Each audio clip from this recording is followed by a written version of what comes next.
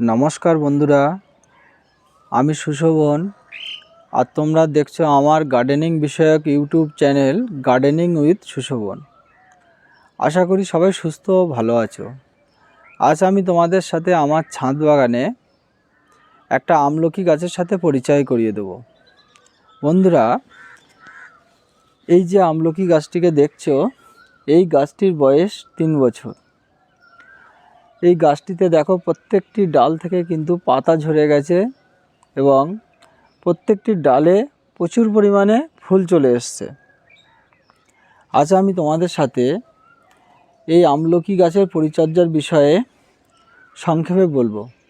বন্ধুরা, আমলকি হচ্ছে টক জাতীয় একটি ফল।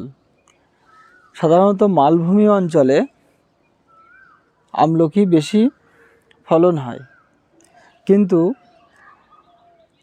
আমরা যারা ছাদ বাগানি আছি অনেকেই কিন্তু ছাদে ড্রামে বা টবে আমলকি গাছ তৈরি করি। তো বন্ধুরা, ভিডিওটি না টেনে শেষ পর্যন্ত দেখো। আশা করি ভিডিওটি তোমাদের ভালো লাগবে। আর যে সমস্ত বন্ধুরা আমার এই চ্যানেলকে সাবস্ক্রাইব করেছো তাদের অসংখ্য ধন্যবাদ। আর বাকি যারা নতুন দেখছো তাদেরকে বলবো, পরবর্তী নতুন নতুন আপডেট পাওয়ার জন্যে আমার চ্যানেলটিকে অবশ্যই সাবস্ক্রাইব করে দিও। তো বন্ধুরা, এবার আসি এই আমলকি গাছের ফুল আনার ক্ষেত্রে কি করণীয়। আমলকি গাছে মোটামুটি জানুয়ারি মাস প্রথম দিকে গাছের সমস্ত পাতা ঝরে যায়। এই সময় কিন্তু মাটিতে মিশ্র জৈব সার প্রয়োগ করতে হবে এবং তার সাথে গাছে কিন্তু 15 দিনের ব্যবধানে দুবার মিরাকুলান প্রতি লিটার জলে 1 ml করে গাছে স্প্রে করতে হবে। বন্ধুরা, এই আমলকির বিজ্ঞানসম্মত নাম হলো থাইলান্থাস ইমলিকা, ইংলিশে নাম আমলা, আর ভারতে আমলকিকে ইন্ডিয়ান গোসিবেরি নামে ডাকা হয়। আমরা আমলকিকে অমৃত ফল হিসাবে জানি, কারণ আমলকিতে প্রচুর পরিমাণে ভিটামিন সি থাকে। পৃথিবীর আর কোনো ফলে এত ভিটামিন সি থাকে না। সন্তান জন্মানোর পরে মাতৃদুগ্ধ উৎপাদনের ক্ষেত্রে আমলকি কিন্তু খুব গুরুত্বপূর্ণ ভূমিকা গ্রহণ করে। এই কারণে অনেকে আমলকি ফলকে ধাত্রী ফল হিসাবে মানে। বহু ঔষধি গুণে ভরপুর হচ্ছে এই আমলকি ফল। সাধারণত মালভূমি অঞ্চলে আমলকি ফল বেশি ফলে, কিন্তু বর্তমানে সমভূমি অঞ্চলের বিভিন্ন স্থানে বাণিজ্যিকভাবে এই গুরুত্বপূর্ণ ফলটি চাষ হচ্ছে। এছাড়া যারা ছাদ বাগানি আছে তাদের বেশিরভাগেরই ছাদে এই আমলকির গ্রাফটিংয়ের বা কলমের চারা কিন্তু তারা লাগায়। সাধারণত 1 থেকে 1.5 বছরের মধ্যে এই আমলকি গাছে ফুল চলে আসে। বন্ধুরা, আজ আমি তোমাদের সাথে এই আমলকি গাছে ফুল আনার ক্ষেত্রে এবং আমলকি ফলের পরিচর্যার ক্ষেত্রে গুরুত্বপূর্ণ 3টি টিপস নিয়ে আলোচনা করব। আমলকি গাছ পরিচর্যার ক্ষেত্রে আমার প্রথম টিপস হলো জল। এই জল কিন্তু খুবই গুরুত্বপূর্ণ। গাছের গোড়া কখনোই শুকনো রাখা যাবে না, বা গাছের গোড়ার ময়েশ্চার শুকনো হতে দিলে চলবে না।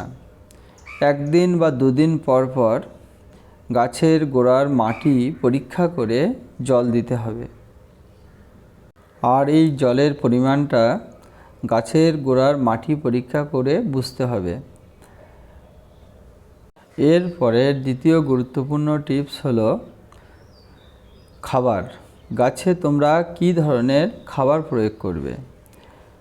বন্ধুরা, গাছে ফুল আনার ক্ষেত্রে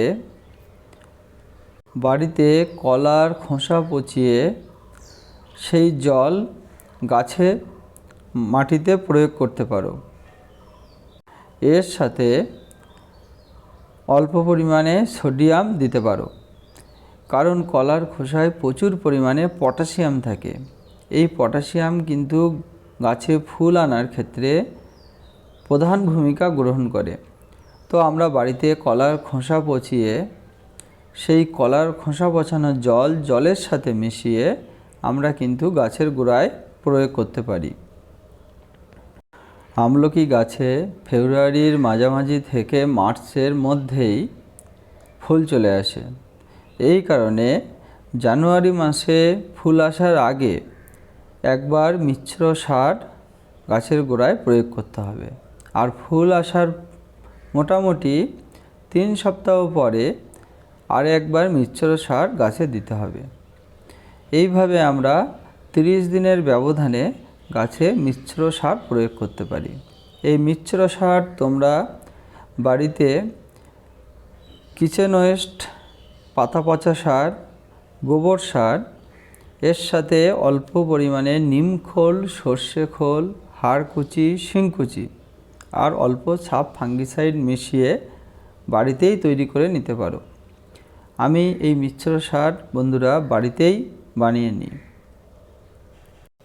এই মিশ্র সার গাছের জন্যে খুবই কার্যকরী একটি সার, কারণ এই সারের মধ্যে থেকেই গাছ তার প্রয়োজনীয় অত্যাবশ্যকীয় সমস্ত ধরনের নিউট্রিয়েন্টসগুলো পেয়ে যাবে। আর 15 দিন অন্তর আমার কিচেন ওয়েস্ট থেকে লিকুইড ফার্টিলাইজার জলের সাথে মিশিয়ে আমি গাছে প্রয়োগ করি। এর সাথে তোমরা সর্ষের খোল পচানো জলও দিতে পারো। এবার 3 নম্বর পয়েন্ট হিসাবে ছত্রাকনাশক ও কীটনাশকের কথা বলবো। প্রথমেই বলবো ছত্রাকনাশক, কারণ গাছে ফুল এলে কোনো একটি সিস্টেমেটিক ছত্রাকনাশক কিন্তু অবশ্যই গাছের ফুলে স্প্রে করতে হবে, কিন্তু মাত্রাটা খুবই সামান্য, প্রতি লিটার জলে 1 গ্রাম। এক্ষেত্রে আমার মনে হয় আরেকটু মাত্রা কমিয়ে প্রয়োগ করাই ভালো। এই ছত্রাকনাশক প্রতি সপ্তাহে একবার প্রয়োগ করতে হবে।